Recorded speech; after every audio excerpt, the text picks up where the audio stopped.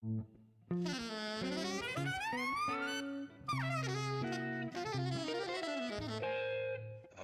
Jazz.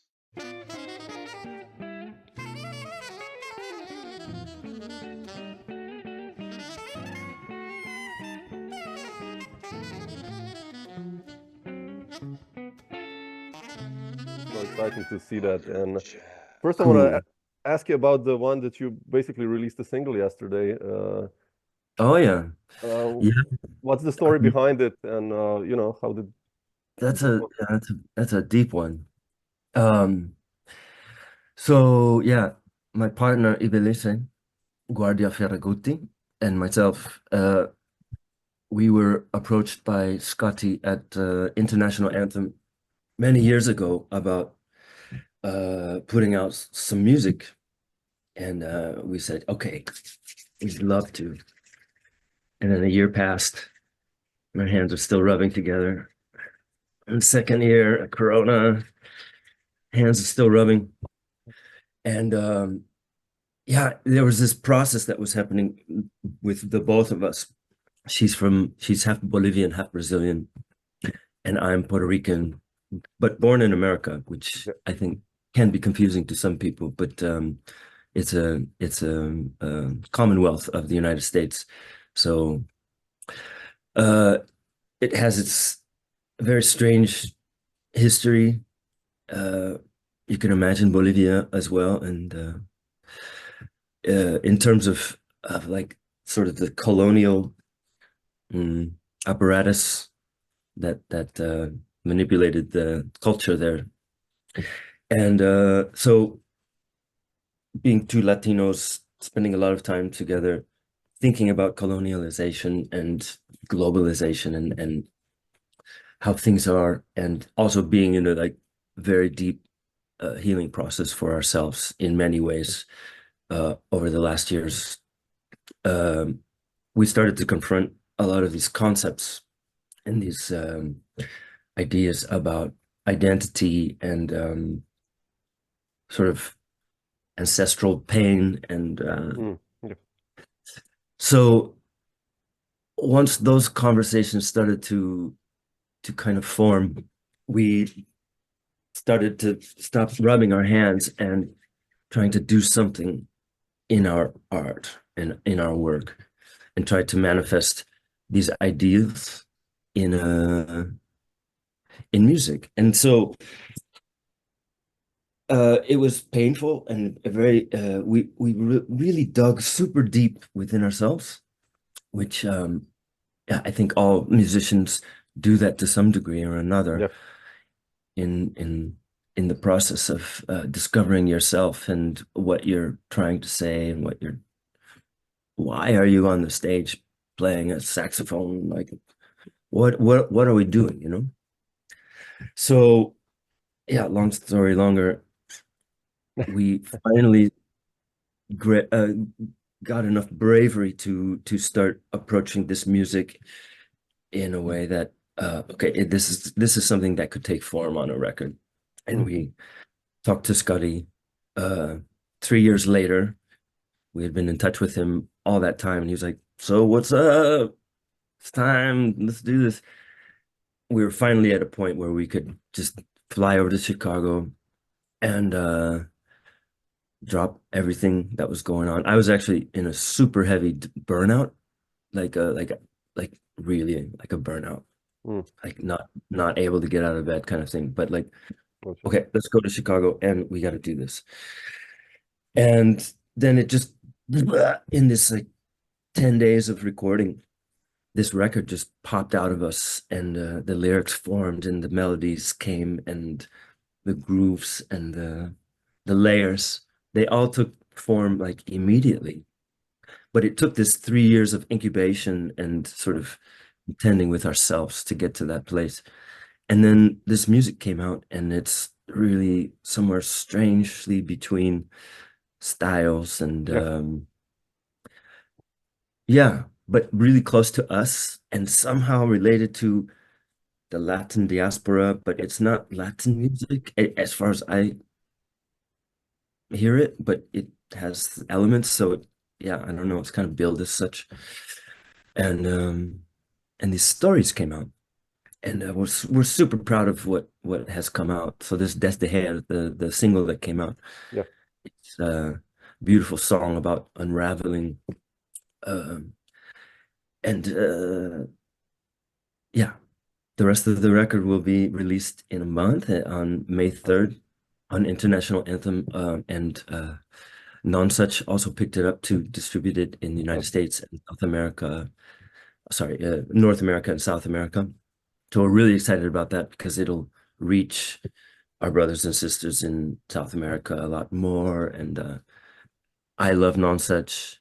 I Yeah. love International Anthem. But as a child, when I was 13, I got this Nonsuch compilation called Late in the 20th Century, and it had the mysterious voices of Bulgaria and John Zorn and Steve Reich and Yeah. Ionization, Edgar Varèse's Mm-hmm. first percussion ensemble he's ever written. I think that's on there as well. And it just blew my mind, and I didn't know that music could be like that. Because you have to understand, like when I was 12 years old, I was growing up in Arizona, and it's a desert there, Sure. but it's also kind of a musical desert in a way too. It's not, there are no shows, there's not really anything happening there. So I wasn't exposed to a lot of live music, and record stores would carry just like the normal slop. You Basic, know. yeah. So discovering something like this was like such a treasure trove. Um, so yeah, my relationship with Nonsuch is it's like very old. Mm. So to be on it is, man, it's, I don't know, it feels really special to Yeah. be on the same label as Caetano Veloso or something, you know, and Steve Reich. Yeah, that's a That's, privilege. Yeah. yeah. Yeah. Yeah. So anyway, yeah, that's kind of how the record started. How did you Yeah. how did you I mean I wrote to you like yesterday. I listened to it and it's the first tune. I don't know. It reminded me of Pat Metheny or like Paul Vertigo cymbal work. You on the first tune, and then I'm listening further. I'm like, okay, oh wow, that's going a different direction. And the more towards the end of the album you come, it's like an eclectic mix of everything. And how did you Yeah. guys write the music? I wanted to ask you. You said, it came about. Did you like, I don't know, write a groove and then she wrote a B section? I mean, Yeah, or no. how did you make it? The first song is called Invocación, and that was I had this, and I was trying to figure out some ideas and like really try to understand how I can imply certain harmony, even though this mbira is diatonic. So how do you kind of Mm, imply different harmonies? And I came up with some riffs and some ideas that just resonated with me. And then these melodies started to appear for both of us.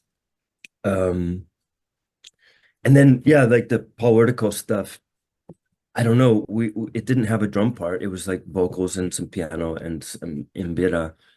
And then we started layering different things. It needed some mm, propulsion. And of course, I had listened to that stuff and ECM, the ECM sound, sure. and John Christensen, all these things. And I wasn't really thinking about it. I was just asking. Well, this was part of the process too. It's like Evie and I were really busy.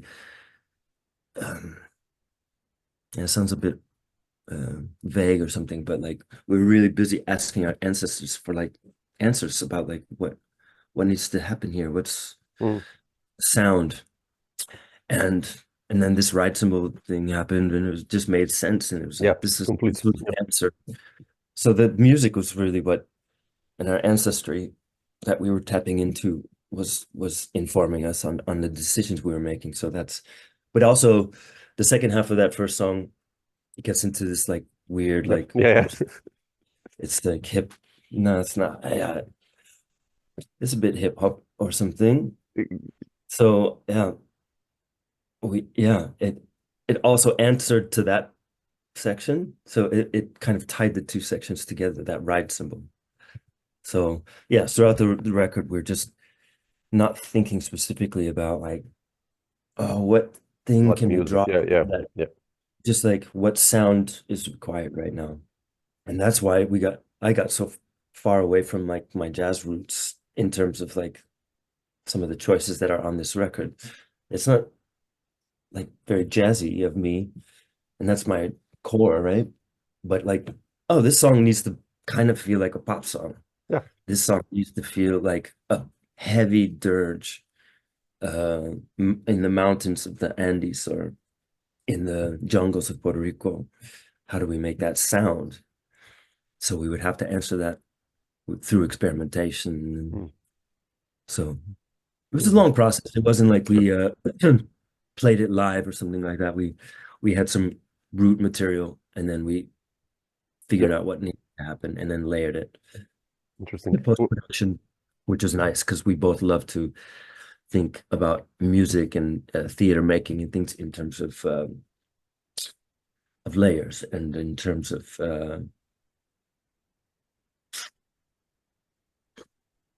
yeah, let's say layers for now. Yeah, it's a nice part of composing. I love that too, you know, like when you have and you can. That's a nice thing also besides improvisation and playing live, just listening. Yeah, You know, it's a nice thing. Yeah. Will yeah. you play this music live, by the way? Yeah, we will. In late May, we're gonna have our core band coming from Chicago and Oh, LA, and so it'll be Matt Lux, the bass player from yeah. Ice Hope, a brilliant guy who was kind of co-producing. He really hears shit, man. He was a really helpful, powerful source of inspiration in the process and kept us on track as well. So he's playing bass. Ben Lamar Gay is going to be joining us on cornet and electronics and magic. And a local musician, Marta Warales, beautiful pianist from Poland. She plays with Dave Douglas and Andy Moore and things.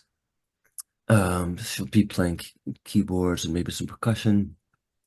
My friend Ben Boy, who's also former Chicago like compatriot. He lives in LA now. He's also going to be playing electronics, octatrack, and synthesizers. And then who am I missing on the tour? Yeah, me and Edie. Yeah.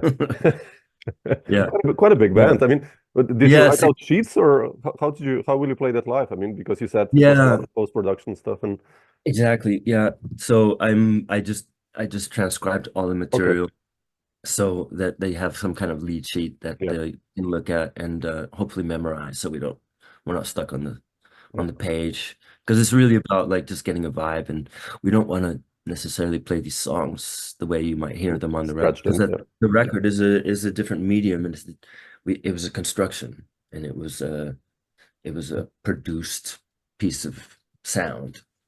Playing live is about energy and exchange and individual voices that we can, give space to. And so we want to keep it really open. And I think in the live performance, it's going to have a lot more of like improvisational, like free elements in it that might harken a bit more towards jazz again, as opposed to the record, which is a bit more songs, Yeah. So I'm excited for that that opportunity to open things up. Yeah. So yeah, really Fantastic. cool. Man, fantastic. Yeah. Yeah. Beautiful. Yeah, it's nice. When I heard it, I was really surprised. I mean, obviously I have you like on tons of Chicago records from, early 2000s on to with everyone I think you played. And then this, I listened to this yesterday. I was like, damn, okay, that's different. That's nice. It's always cool to see an artist, Yeah. that he's like surprises you, and you're like, damn, okay, that's nice. Yeah. But Yeah. that's You know, a cool who thing. did that to me most recently? It's been a couple of years, but like I ran across I was hanging out with Geez, my brain is, it's too early for me. It's early, man. Yeah. Yeah, for me, we also had a listening party last night. That went Okay. kind of late, but anyway, I was hanging out with Gerald Cleaver at the Oh yeah, Berlin sure. Jazz Fest a couple of years ago, and we were talking about electronics, and he's like really into the stuff, and Yeah. then he hipped me to his record called Griots, Yeah. and I was so excited to hear someone that is like one of my favorite drummers, like living drummers in the last 30 years. And he's still reinventing himself and like just like doing this weird electronic stuff that's like it's neither here nor there, but it's like I hear him so well, and I hear his Detroit Yeah. thing, and I hear his melodic sense and his harmonic sense, and he brings it to this just beautiful electronic world. And then his subsequent record after that also, the next electronic record that he made, just Yeah. like so beautiful and so varied, and not at all what I expected. It's yeah, I really appreciate that people of that level are still searching and finding, you know, new technology, and like, okay, it's time to think about electronics. Yeah. It's 2004, like yeah, we gotta keep thinking ahead, you know, Yeah. instead of just holding on to how jazz should be, Yeah. keep it in the Yeah. minds, and that's that's not what jazz is for me anyway. It's about a Yeah. progression, it's about discovery, it's about finding a voice, it's about being relating to the time that you are in, and not like just looking back and yeah, Yeah. mirroring the past, you know. Yeah. But you've done that. I mean, you've been doing it like this, the also dealing with electronics, right? Lately. I mean, what's your Yeah, story there with the electronics? When? yeah, that started for me in 2002, I Hmm. think. I had a phaser pedal that I don't know, someone borrowed it to me, and then and I had a contact mic, and I just duct taped it to a cymbal, Yeah. and I press record and just tried to deal with, okay, what does it mean that like a ride cymbal has an effect on it, you know? And okay, it could be this trippy sound and like get a little weird, but like how do I let the instrument of the phaser pedal, the shitty phaser pedal, sounds not so good, but like the principle of how do I relate to that change? And like, so I started to think about getting more pedals and trying to think of them as like other musicians, and trying to relate to what they're offering me back, and play to that instead of using them as an effect and playing through them. I was trying to get them to tell me things and inform the way that I played and make different choices. So that started a whole process. And then also, I was very busy in 2002, 2003, like trying to confront like the things that scared me the most about playing. And playing solo Yeah. was the most terrifying thing in the world. And singing also. So my first couple of years, I was doing solo shows, and I was singing and playing with electronics, and like singing in like a weird old jazz standard, and like, but like wailing, and really trying to stay true to the power of the song, but just kind of yeah, infiltrate it with this other energy to see what happens, you know. Mm. And then I got comfortable in that state. And then I got more and more electronics. The voice thing kind of went away, and then I really got into the collaboration of electricity and acoustic for a long time. And then I stopped doing it in 2013 or 14 or something. And now it's kind of coming back into my life again. But yeah, it was something that I think I heard Jerry Hemingway's like Mhm. solo drumming record, like music for electroacoustics or Yeah. something like this. Yeah. And that was also really inspiring because I started plugging in, and then I started searching out records of like people that were doing stuff, and like Paul Motion had done something in the 70s with the cassette tapes, and so that was like, oh, dude, he was already pioneering that kind of shit back then. Um, so yeah, really inspiring Yeah. to try to continue that sort of canon and think about it a bit more. Yeah. Yeah. It's like so much potential for drums Yeah, to yeah. do I this mean, stuff, you know, like, with if you infiltrate it like really in a cool way that it's like musical and it can be amazing, man. Yeah. yeah, yeah, yeah. I mean, a lot of people are Okay. doing it now. Yeah, I yeah, mean, yeah, the tools that we have now, like compared to like 2002, yeah, like MIDI control and like just Ableton and yeah, what is that? Yeah, there's just all these amazing programs and yeah, interfaces that like yeah, make playing on electroacoustic things so much easier, which is great. And yeah, mm, I don't like a lot of what people are doing now because I feel like they're using it like I was telling you before, like I I plugged in the pedal because I wanted to see if I could be informed by what the electricity had to offer me. And I feel like people are like composing through and using the tools. mm, It's totally legitimate, but like what interested me about was the electronics is that like especially the weirder electronics and the pedals that kind of offer like random yeah, like voltage and like it I don't know what it's gonna do. That's what I found exciting about it. And yeah. if it gets too cute, Yeah, I yeah. lose interest. I wanna feel the danger, Just that's why I was excited about jazz in the first place, and when I discovered improvised music and free jazz and stuff. How did you discover that, by the way? When was that? Well, I got a little taste of it, like I told you, I lived in the desert, Yeah. coastal desert, and I don't know, when I was 11, I went to the library and I got the Smithsonian collection of classic jazz. And I just like the best thing that ever happened to me before this non-such uh, compilation. So I dubbed those on cassette tape, and my mom helped me like use a photocopy machine so I could have all the artists and all the liner notes. And then I cut them out and put them in each of the 6 or 8 cassettes.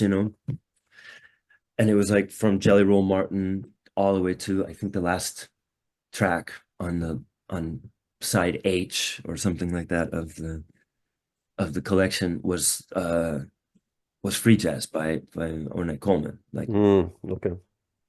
and it was a bit difficult for me, but that was my entrance, and it was always resonating in my head. Um, so that was, I mean, I guess you could consider that my discovery, but like when it really came to me was not until I was 25, Wow. 20, Okay. not late. Uh, and I moved to Chicago, and I saw a performance because I had heard some recordings between the time I was 11 and the time I was 25, but I saw what happened and I felt it in the space, because a recorded improvised music set Yeah, is different than absolutely. live. So I saw it was Fred Lonberg-Holm, Michael Zarang. There was a low brass trombonist from Switzerland. I didn't know any of these guys' names, so like it was just this impression of like people, and they were like playing at the Empty Bottle Yeah. on this Wednesday night thing. Man, I could not believe what I was seeing because it was like everything that I was excited about from that Non-Such label. The compilation, it was like new music and jazz and like punk. They were rocking the fuck out. And it was also like so performative. And there's just these beautiful dudes who like had complete facility over their instrument. And then they were reaching beyond that. And like Michael Zarang had these like vibrate like dildos, like it was just like I and they were making like this music. It wasn't just like a spectacle. It was like the content was like so deep. And that's when I was like, all right, I'm hooked. And then after that, at that time I was living in Waukegan, Illinois, which is just a little north of there, spending a few months with my father, who was living there at the time, before I was actually on my way to New York City because I got a nice scholarship to go to the new school, Oh, or sorry, really?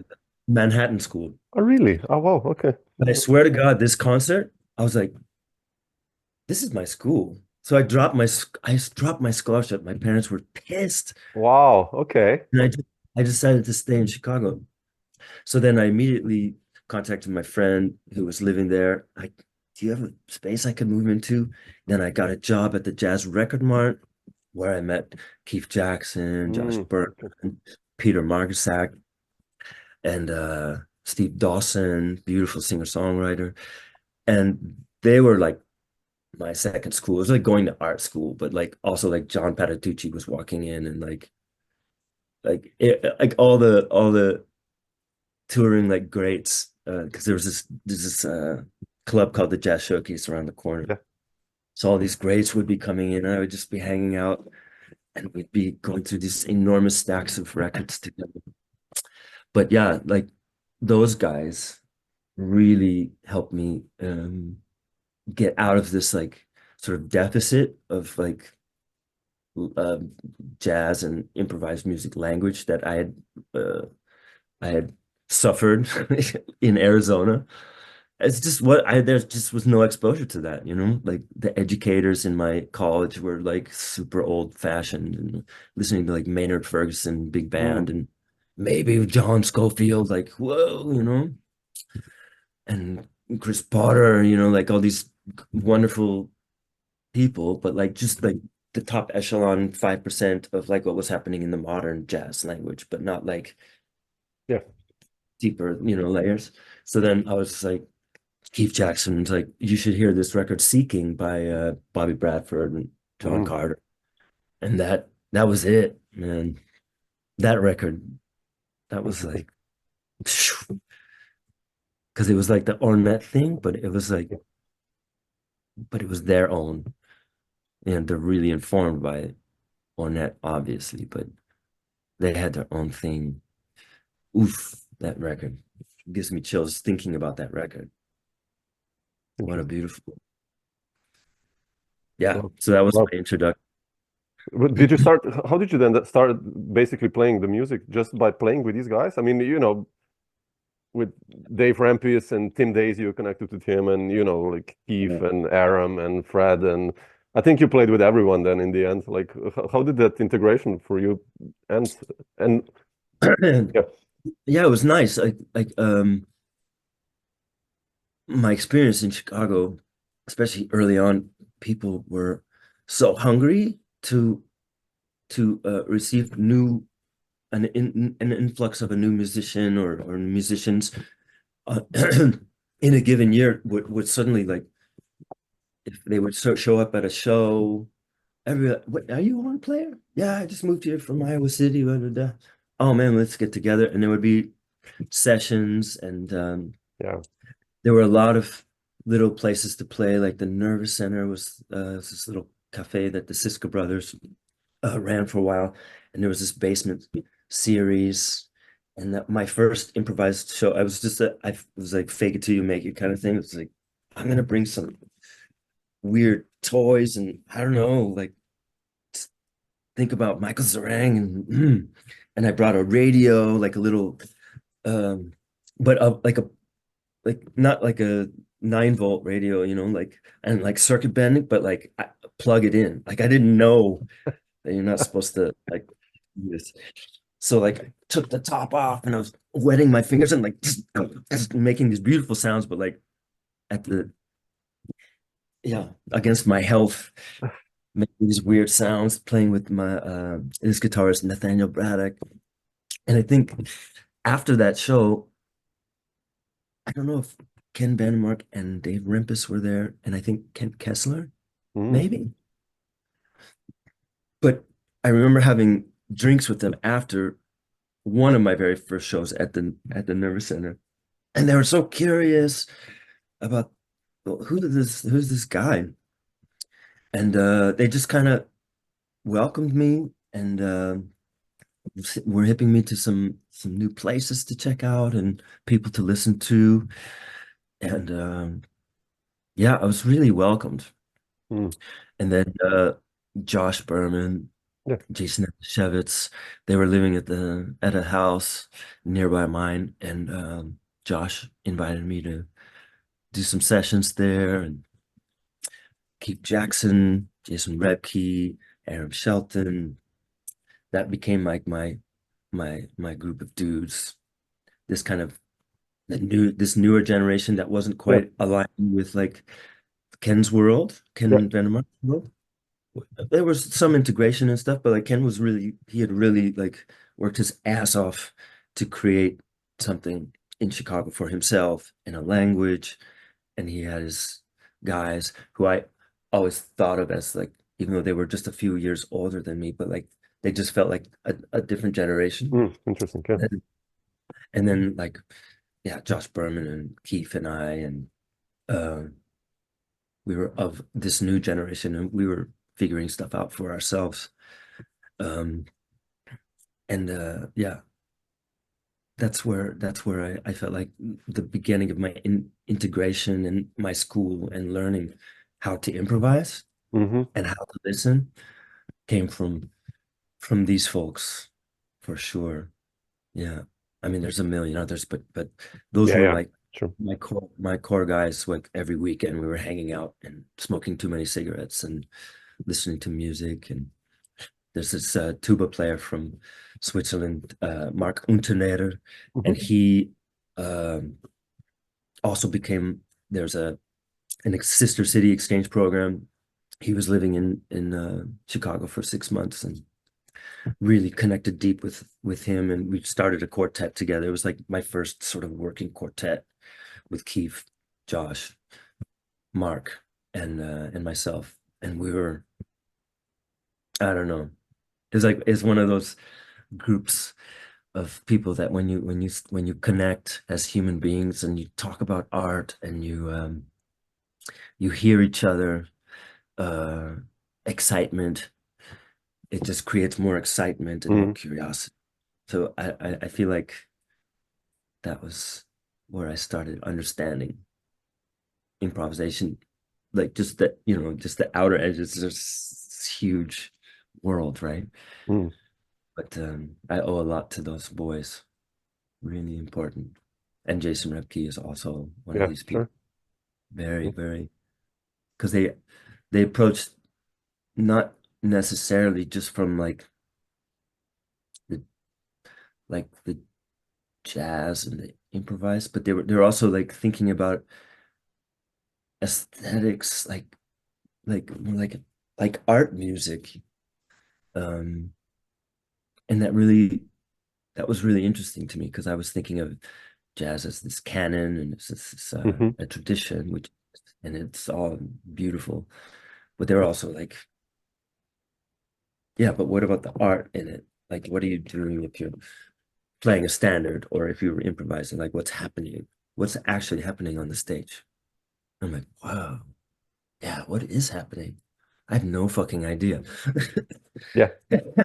So it took me 15 years to figure out for myself what is happening on the stage, in Chicago. But then I eventually found out, Yeah. Did you go a lot to Europe with those groups? I mean, I know with Dave you started with Rempis and the percussion quartet, but like, when did you start going to Europe a lot as a touring musician?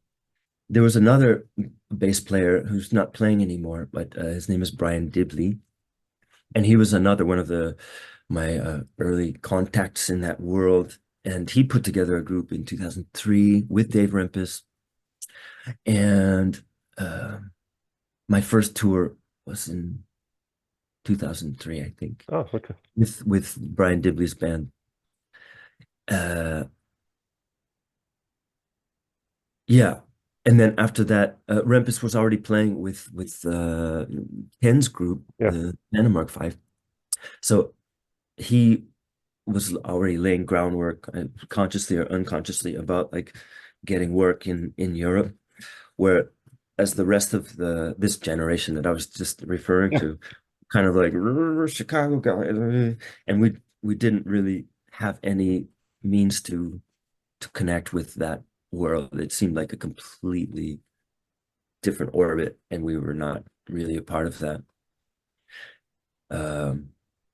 So yeah, Dave was one of the first people that like asked me to start going on tours with the Rempis Percussion Quartet, which is a relatively new band at that time. Yeah.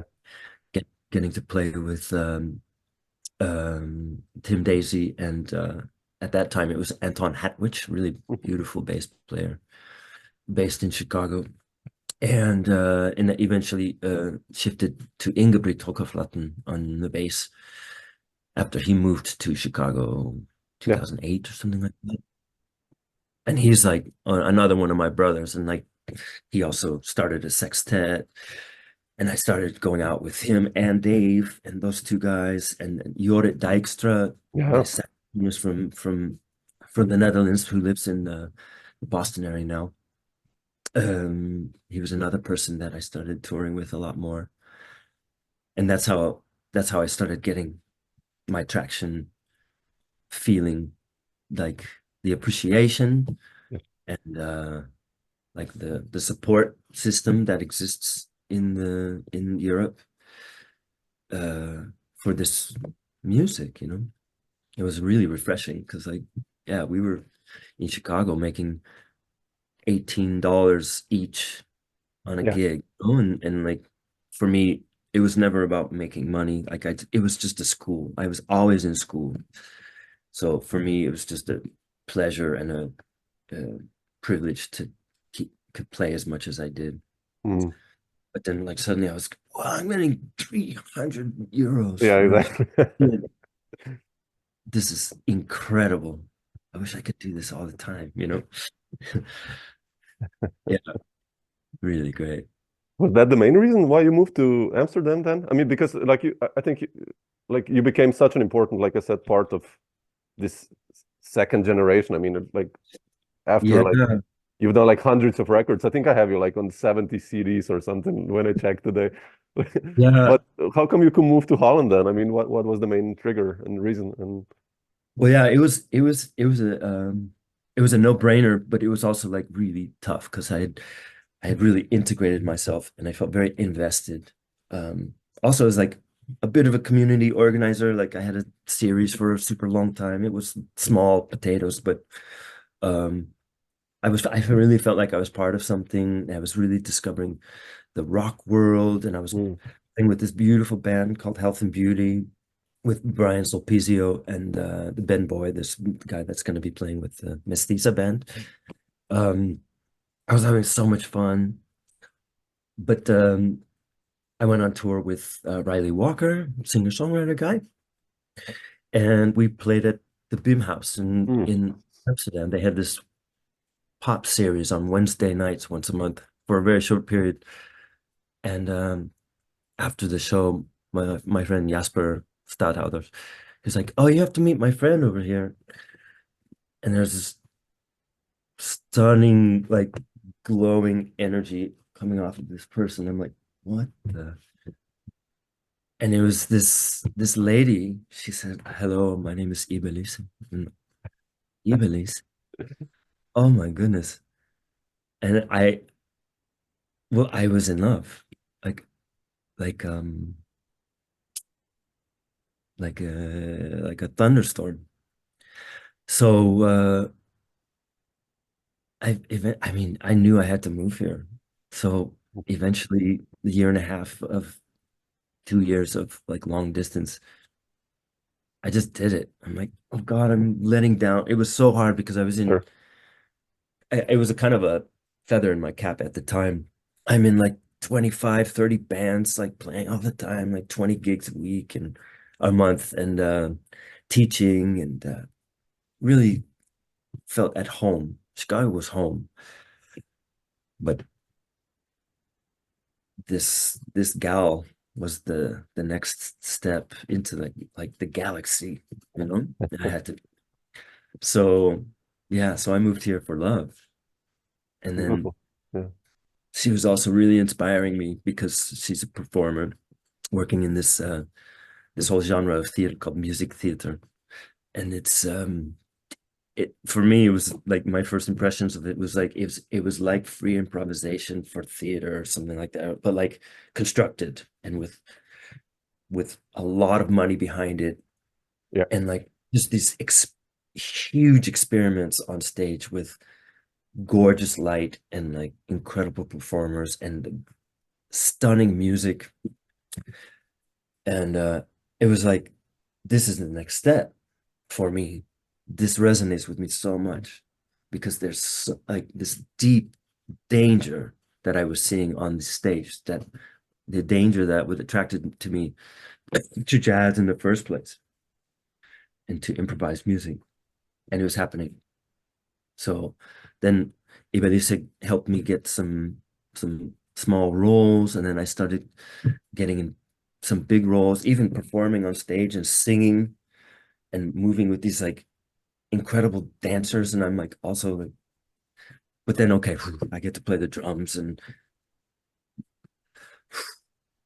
it was really such an exciting graduation into like a new perspective of performing, you know. Mm.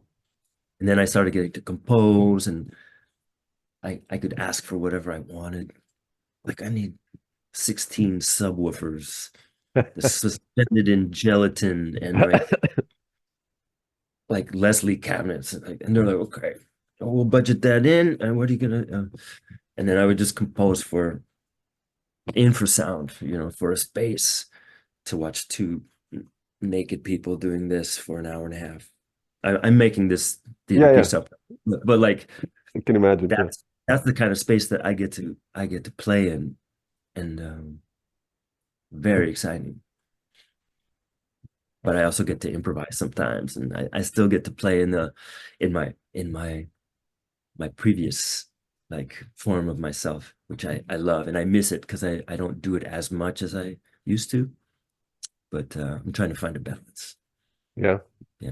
Beautiful, man. Yeah. Okay. Nice. Yeah. Well, I just also wanted to ask you about this band, Radoscuro. If Rudo, how do you pronounce that? Ruido Oscuro. It's Yeah. yeah. Uh, Are you still it's planning to with that band something? I checked it on YouTube and it's killing, man. This is like, ooh.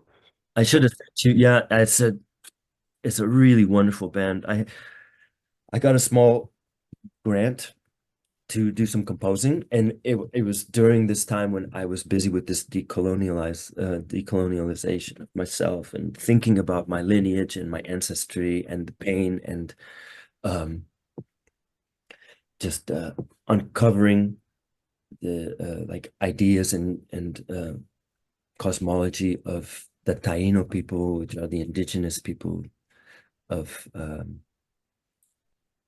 Boriquen, which is now Puerto Rico.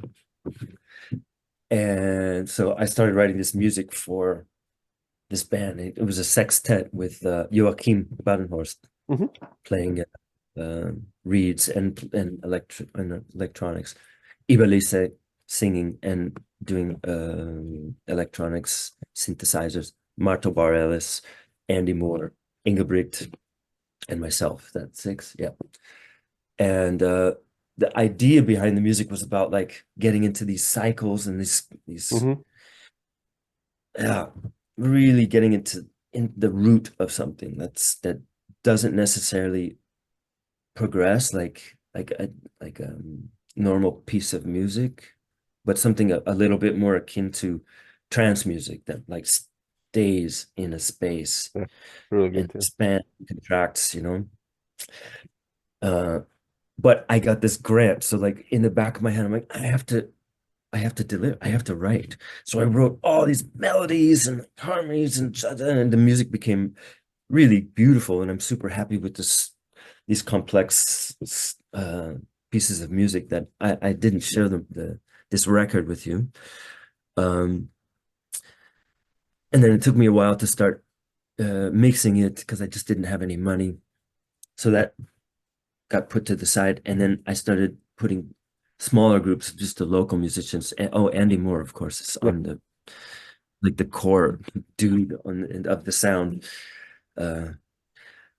So Marta, Evie, Andy, and I started just playing as quartet, like, and just play the cycles, just the vamps, whatever, if you want to call them that, and trying to like be inside of them. And I was like, yeah, like, like sort of like what the Nex does. But we're not trying to sound like them, or like Ghosted, this band Ghosted. Yeah, heard of it. Yeah. They occupy this space and it just breathes. But we do something in that same sort of arena, but it's a bit more punky because Andy is just like this propeller of just fire. So it's kind of just this different form of that. So there's two ruido oscuros in my mind. There's this sextet, like jazz festival, like material, like compositions. And then there's this like punky, earthy party band. It's just about grooving and like getting people in the space together with us, like communing, because that's really important to me. And that's one of the things that I discovered about being a performer and asking all these questions, like, why am I making music? This art form is like, for me, I realized that I really am impressed with the power of communing in a space together. Thinking of the show as like a gig and like showing something and like displaying this work, but it's about this long forgotten in the West, like the ritual of being together in the space and really sharing, not having the border between the podium and the audience, but like trying to erase that somehow. That's really what I'm busy with music that I make, Beautiful. Which I don't know, that sounds a bit vague, but no, it doesn't. It makes sense. I mean, yeah. For me, it's always like when I play, I feel like it's like a privilege that to share these energies on stage and with the audience. And sometimes I forget, at least, or we forget about that. Yeah. You take it for granted or something, but it's not, it's like, I think it's a privilege that you can do that and experience that. Not many people can do that. So that's. Yeah. I think because I was playing so much and touring enough that like made me very, very satisfied musically, and that I did indeed take it for granted, the power and the actual phenomenon of what's the exchange that is happening in a space, more in some spaces than others, and certain organizers are better at curating like something that's a little bit more than just a concert. And as an artist, like I also want to like make that happen as much as possible, even if I'm playing a place where there's this really clear divide and too structured and a bit like they're just putting on the next show. There are these amazing venues all over Europe that have funding, and you're just the next band just get plugged in, and you load out, and the next one and it feels disconnected. Like, so how could you just be like, and it's like, fuck it. Force yourself to like permeate into the space and like, no, we're gonna break this code. How? By being like more present and being more kind to everyone and thankful and remembering about the privilege that you have And then I think people really feel that when you come there with that kind of like awakened like point of view all the time, which I saw this when I watched Hamid Drake or something, like he always does it. Like, and that's like something that, like I said, I took for granted. Like I'm just plugging and playing, and because it was a learning process. I was, like I said, I always feel, even to this day, like when I play, it's like, I don't know, like a student. And it's easy to kind of get stuck in that student mindset and like, okay, I get another opportunity to try to be here. Mm. And sometimes I would just be busy with like the art of like making the music and not thinking about that broader thing, about the connective tissue between this human and like that person and the bartender and and the people that like came at 2 o'clock and were like cooking dinner for like 7 people. I want to make sure that they know that, like, whoa, thank you. This is like super important. And I'm in Slovenia and I'm eating like this new dish that I've never had. Yeah. Like that's a fucking privilege. It is, man. Yeah, it is. I get to see the world going. Yeah. So I it's easy to forget these things, Yeah. We as humans, we take things for granted sometimes, and that's totally okay. It happens, but to stay To reflect sometimes. awakened, It's good. Yeah. always, Yeah. I would say. Yeah. Yeah. Man, that's a nice finish now, actually. I will not even continue with the questions because it's just like, yeah, right. I will not start another improv or something. Sorry, I also speak in spirals sometimes. No, so, man, it's beautiful, man. But it's just like that was a cool, like, yeah, okay. Yeah, here we are. Here we are. But thanks, man, for sharing some of these thoughts. Appreciate My it. pleasure. Beautiful. Thank you so much Yeah. for inviting me. And Yeah. I wish you all the luck and like continued inspiration. And I hope to come back to Slovenia soon.